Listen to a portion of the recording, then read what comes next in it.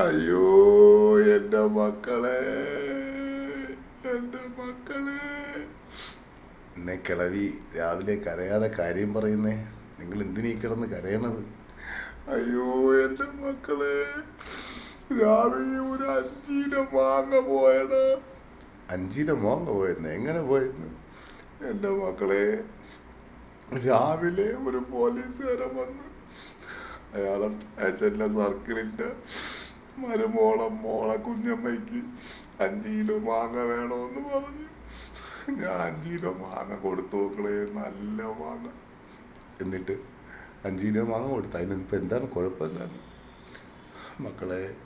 പൈസ ചോദിച്ചപ്പോൾ എൻ്റെ പൊന്നു മക്കളെ, സർക്കിളിൻ്റെ കുഞ്ഞമ്മയുടെ മാപ്പിളയുടെ മോൻ കൊണ്ടുവരുമെന്ന് പറഞ്ഞു.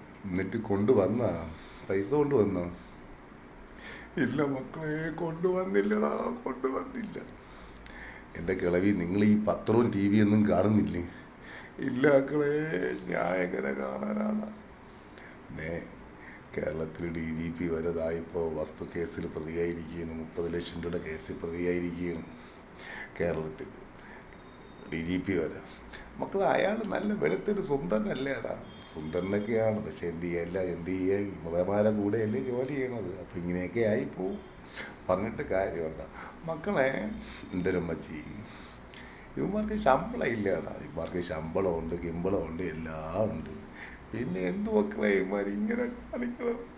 എൻ്റെ മാങ്ങയുടെ പൈസ തരാത്തത്. എൻ്റെ അമ്മച്ചി, ഇവന്മാരൊക്കെ പണ്ടത്തെ ഒരു പാഠമുണ്ട്. പണ്ട് ഇവന്മാർ സ്കൂളിൽ പഠിച്ച കാലഘട്ടത്തിൽ ഈ മോഷണങ്ങൾ ചെയ്തിട്ടുണ്ട്. അത് ആരും പിടിക്കപ്പെട്ടിട്ടില്ല. ആ സ്വഭാവം ഇന്നും യൂണിഫോം ഇട്ടിട്ടും ഇവന്മാർക്ക് ആ പണ്ടത്തെ ആ നാട്ട സ്വഭാവമില്ലേ, അതിന്നും മാറിയിട്ടില്ല. അതുകൊണ്ടാണ് ഇപ്പം നിങ്ങൾ ഇത് ഈ 5 കിലോ മാങ്ങ വാങ്ങിയിട്ട് പൈസ തരാത്തത്. എന്നാലും മക്കളെ, ഇവന്മാരെല്ലാവരും നന്നായിരിക്കൂടെ. പിന്നെ അവന്മാർ നന്നായി തന്നെ ഇരിക്കണം. നിങ്ങളും ഞാനും അല്ലേ ഇങ്ങനെ ക്ഷീണിച്ച് ഓരോ ദിവസം കൂലിപ്പണിയും ചെയ്ത് ക്ഷീണിച്ച് പോകണം. അവന്മാരെല്ലാം നന്നായി തന്നെയാണ് ഇരിക്കണം. ശരി മക്കളെ.